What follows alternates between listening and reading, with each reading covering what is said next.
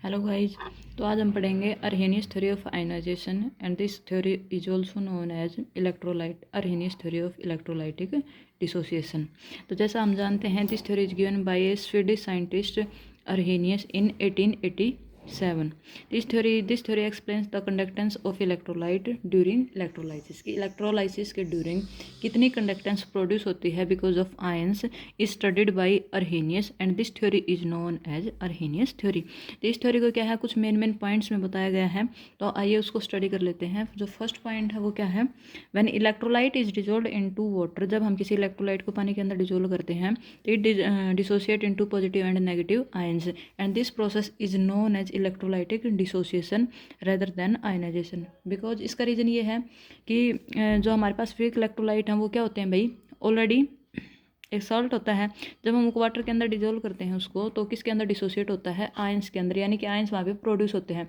तो weak electrolyte को जब वाटर के अंदर डिजोल्व किया जाता है तो हमारे पास जो प्रोसेस होती है उसको हम कहते हैं आयनाइजेशन।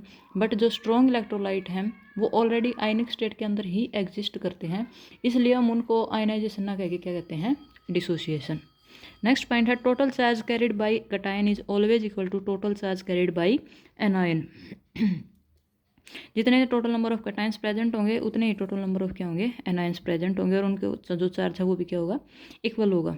जो नेक्स्ट पॉइंट है वो क्या है, charge ion move towards their respective electrodes on passing electric current through the solution and this process is known as electrolysis.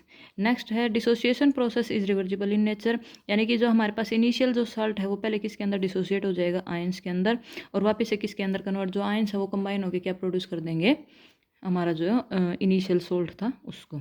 Next point है fraction of total number of molecule dissociate is equal to degree of dissociation, यानी fraction of total number of molecule dissociate is known as degree of dissociation and it is denoted by alpha and this is equal to number of molecules dissociated divided by total number of molecules taken. जितने molecules dissociate हैं उनको divide कर देंगे कि जितने हम starting में molecules लेके चले हैं उससे। नेक्स्ट जो पॉइंट है वो क्या है, conductance of a solution is directly proportional to number of ions, कि कितनी कंडक्टेंस होगी वो किसके ऊपर डिपेंड करेगी, आयंस पे, और नंबर ऑफ आयंस हैं वो किसके ऊपर डिपेंड करेंगे, डिग्री ऑफ डिसोसिएशन के ऊपर। नेक्स्ट है degree of dissociation increase with dilution and becomes maximum eight infinite dilution. जैसे जैसे हम सॉल्यूशन को डाइल्यूट करते जाएंगे डिग्री ऑफ डिसोसिएशन है, यानी कि नंबर ऑफ आयंस है वो क्या होते चले जाएंगे, इंक्रीज होते चले जाएंगे।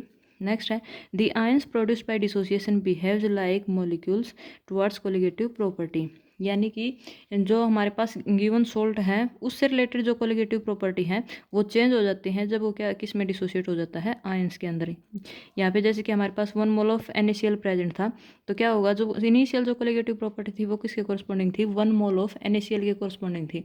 बट आफ्टर डिसोसिएशन जो कोलिगेटिव प्रॉपर्टी हैं वो होंगी, वो डबल हो जाएंगी, 1 मोल ऑफ Na पॉजिटिव के corresponding plus 1 mole of Cl negative के corresponding. Property of electrolyte are properties of its ion, यानी कि जो हमारे प्रॉपर्टीज हैं किसी भी इलेक्ट्रोलाइट की वो कौन सी प्रॉपर्टी होती हैं, जो प्रॉपर्टी उसके आयंस की होती हैं। तो ये तो थी अर्हेनियस थ्योरी।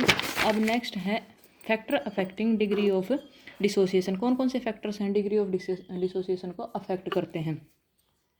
तो जो फर्स्ट है वो क्या है, नेचर ऑफ द सोल्यूट, ये डिपेंड करता है कि हम कौन सा सोल्यूट लेके चल रहे हैं, स्ट्रॉन्ग इलेक्ट्रोलाइट लेके चल रहे हैं फिर वीक इलेक्ट्रोलाइट। स्ट्रॉन्ग इलेक्ट्रोलाइट है वो क्या हो जाता है, कंप्लीटली डिसोसिएट हो जाता है, और जो वीक इलेक्ट्रोलाइट है वो क्या है, पार्शियली डिसोसिएट होता है। नेक्स्ट डिपेंड करता है नेचर ऑफ द सॉल्वेंट, कि हमारा सॉल्वेंट है वो किस टाइप का, पोलर नेचर है या फिर नॉन पोलर नेचर है।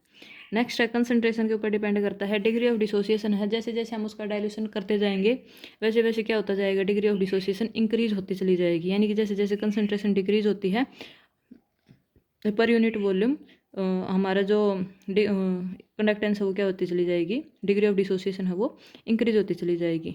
नेक्स्ट है presence of common ion, because of presence of common ion, यानी जिस सॉल्यूशन के अंदर हम इलेक्ट्रोलाइट को डाल रहे हैं और जो आयंस हमारे पास प्रोड्यूस होंगे वो ऑलरेडी सॉल्यूशन के अंदर प्रेजेंट है, तो क्या हो जाएगा, डिग्री ऑफ डिसोसिएशन डिक्रीज हो जाएगा, क्योंकि उसके अंदर जो आयन प्रोड्यूस होने वो ऑलरेडी प्रेजेंट है, इसलिए डिसोसिएशन क्या हो जाएगी भाई, डिक्रीज हो जाएगी। और जो लास्ट पॉइंट है वो क्या है, temperature, degree of dissociation increase with temperature, जैसे हम टेम्परेचर इंक्रीज करेंगे वैसे वैसे क्या होता चला जाएगा भाई, डिग्री ऑफ डिसोसिएशन है वो इंक्रीज होता चला जाएगा। तो ये हमारे फैक्टर्स हैं जो डिग्री ऑफ डिसोसिएशन को अफेक्ट करते हैं।